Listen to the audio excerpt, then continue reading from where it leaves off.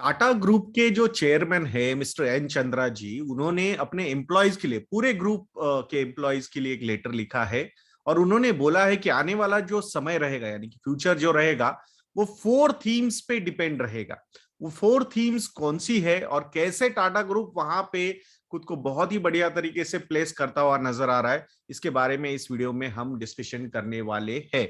सो दोस्तों, वीडियो शुरू करने से पहले आप लोगों को फिर से एक बार बता दूं कि हैप्पी न्यू ईयर, ये प्रोमो कोड एक्टिव है वेबसाइट पे investindia.in पे।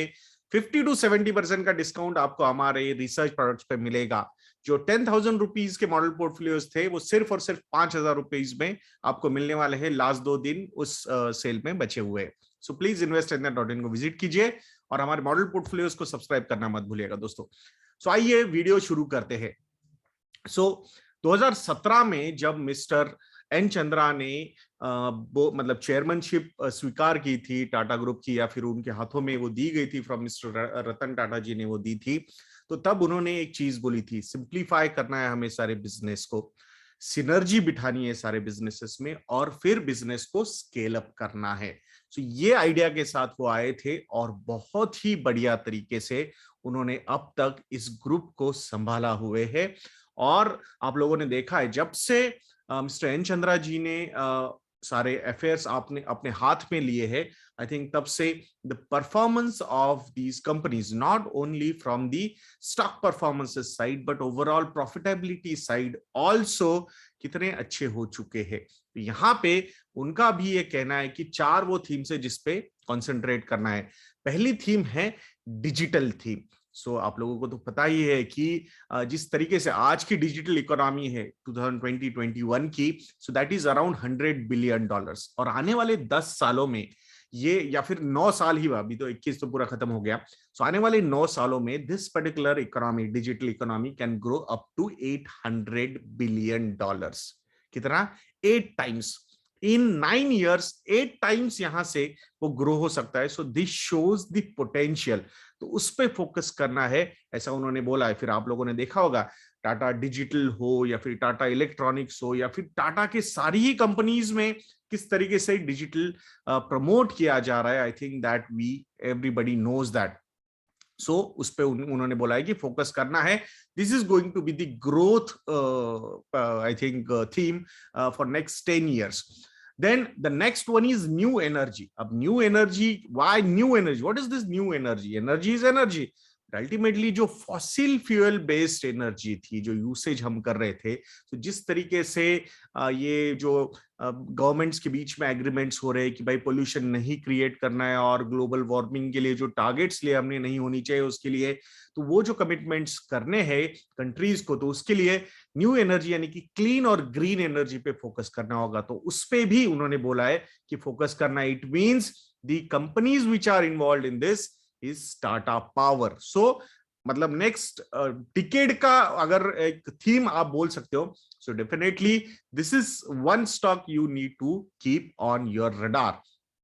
The third theme which he explained was supply chain resilience. तो यहां पे जब चेयरमैन बने थे वो, तो उन्होंने क्या बोला था? प्रोसेस को सिंप्लीफाई करना है, सिनर्जी बनानी है सब में, एक ग्रुप कंपनीज में।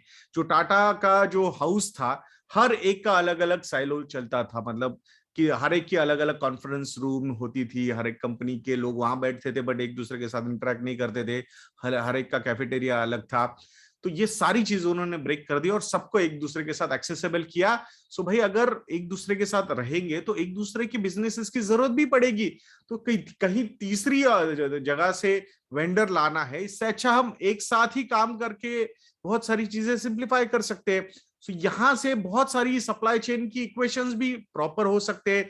और इसी का एक नतीजा मुझे ऐसा लगता है कि जब हम टाटा मोटर्स की बात करते हैं, फिर टाटा पावर की, टाटा मोटर्स इलेक्ट्रिक व्हीकल्स के बारे में बात कर रहा हूं, फिर टाटा पावर की बात हम करते हैं, टाटा एलेक्सी जहां पे स्मार्ट व्हीकल्स बनाने हैं, तो टाटा एलेक्सी की भी बात यहाँ पे होती है। तो ये सारे अगर चीजें आप देखोगे, या फिर टाटा केमिकल्स की बात करेंगे, तो भाई बैटरी भी तो बनानी है वहां, उसके लिए तो लिथियम आयन बैटरीज के लिए उनका भी कंट्रीब्यूशन होने वाला है।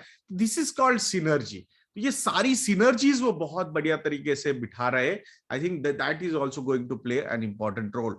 And last theme which he said was health, जहां पे हमने देखा भी है कि कैसे हेल्थ रिलेटेड स्टार्टअप्स में they are investing, they are acquiring. It means pandemic ने जो एक अपॉर्चुनिटी यहाँ पे प्रेजेंट की है, एक अवेयरनेस क्रिएट किया गया है, तो उस अवेयरनेस क्रिएट होने की वजह से एक बहुत बड़ी अपॉर्चुनिटी डेवलप हुई है और उसका एक बहुत ही पॉजिटिव वे से एडवांटेज लेने की कोशिश टाटा ग्रुप की तरफ से हो रही है, which is very good from business point of view.